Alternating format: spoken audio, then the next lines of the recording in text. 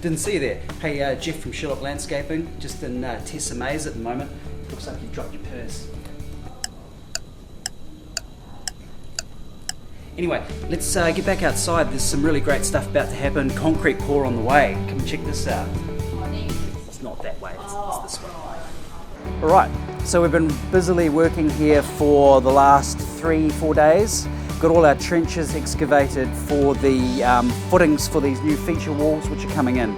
As you can see, we've constructed all the boxing, and Allied Concrete have just turned up with a delicious brew. We're going to pour some footings.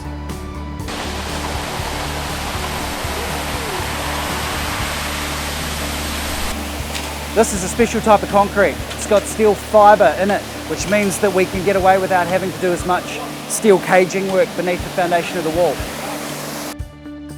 Look at that, flowing in there, beautiful.